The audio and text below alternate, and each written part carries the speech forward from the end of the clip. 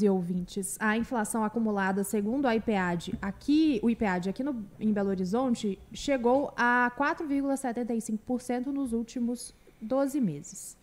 E aí vamos começar pelo começo. Dá pra gente poder falar que caiu 0,05%? 0,05 é uma relativa estabilidade, eu diria, né, Laura? Mas eu acho que nós temos algumas informações que são importantes neste caso. Nós temos uma avaliação que é positiva nesse caso. E essa avaliação é positiva porque nós estamos agora voltando para o nível de preços que nós tínhamos próximo do Brasil. O que significa isso? Nós passamos por um longo período de tempo, e esse longo período de tempo eu estou falando de um período de mais ou menos 3 anos, em que a inflação de Belo Horizonte e da região metropolitana de Belo Horizonte descolou um pouco da inflação do Brasil. Significa o quê? Que nós tivemos, em algum momento, uma inflação que foi quase 30% maior, ou 2 pontos percentuais maior, na região metropolitana de Belo Horizonte e em Belo Horizonte do que foi no Brasil. O que significa que nós tínhamos aqui uma inflação de 6, quando a gente estava caminhando, de 6,5, quando a gente estava caminhando para os 4,5 no Brasil.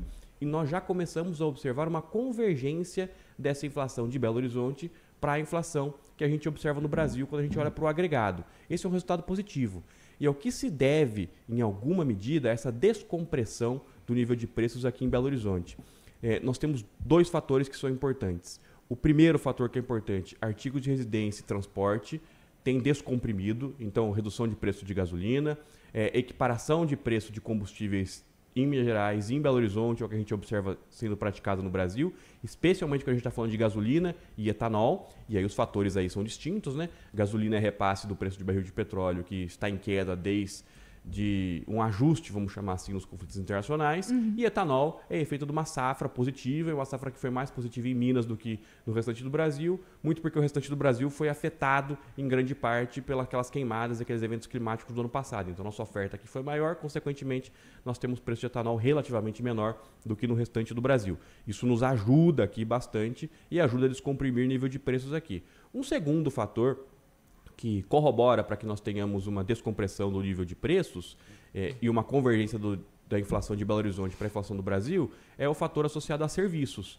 E aí tem o copo meio vazio dessa história. Os preços estão caindo porque a atividade de comércio e serviços está desacelerando na região metropolitana de Belo Horizonte e está desacelerando em Belo Horizonte também, assim como no Brasil. Só que a velocidade de desaceleração aqui é um pouco mais rápida, tem sido um pouco mais rápida do que no Brasil, e por isso nós estamos observando que os preços para os consumidores de Belo Horizonte estão ficando mais amigáveis. Não significa queda de preço, mas pelo menos eles pararam de subir em sua grande maioria. Ô Isaac, nós estamos caminhando para a reta final do ano e daqui a pouco vem os dados aí de novembro, dezembro também.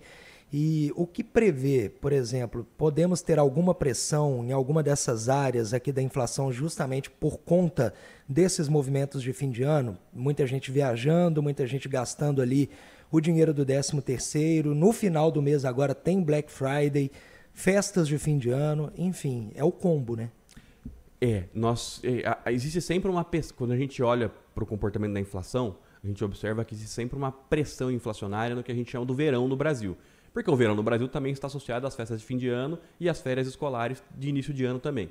Então, naturalmente, nós esperamos uma pressão um pouquinho maior sobre o nível de preços em novembro, dezembro, janeiro e fevereiro. Nós temos bastantes festas regionais, bastantes eventos que fazem com que as pessoas viajem, com que as pessoas visitem amigos, com que as pessoas façam festas, e isso acaba pressionando especialmente preço de passagem aérea, acaba pressionando especialmente alimentação fora do domicílio e acaba pressionando especialmente alimentação no domicílio. E a gente está falando daquelas compras que a gente vai fazer no supermercado de uma forma geral.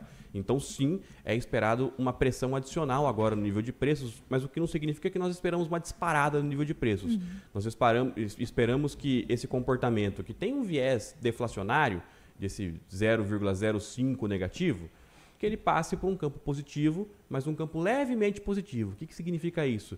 0,1, 0,2 e não aquela inflação que nós tivemos em tempos recentes de 0,8, 0,7 ao mês. Isso é positivo porque sinaliza uma desaceleração do crescimento dos preços, ainda que seja um período em que é desfavorável para a inflação de uma forma geral. O que não significa que nós temos uma inflação que está onde o Banco Central gostaria que ela estivesse, que é no centro da meta em 3. Nós estamos falando de uma inflação que está em 4,75 na região metropolitana, estamos falando de uma inflação em Belo Horizonte, estamos falando de uma inflação que está, quando a gente olha para a região metropolitana, que está na casa dos 4,60, e nós estamos falando no Brasil de uma inflação que está rodando em torno de 4,50. Então nós ainda temos um espaço de convergência, qual seja, para a inflação de Belo Horizonte, da região metropolitana de Belo Horizonte, se equipararem à inflação do Brasil. Então a gente ainda espera um comportamento que seja marginalmente melhor aqui, ainda que haja pressão nesse final de ano por conta da sazonalidade. Antes da gente ir para a economia com melodia, já que a gente está falando de inflação, vamos comentar rapidinho sobre a decisão do Copom que tivemos na quarta-feira. O número, nada novo, 15% na taxa Selic, mas tivemos ali um indicativo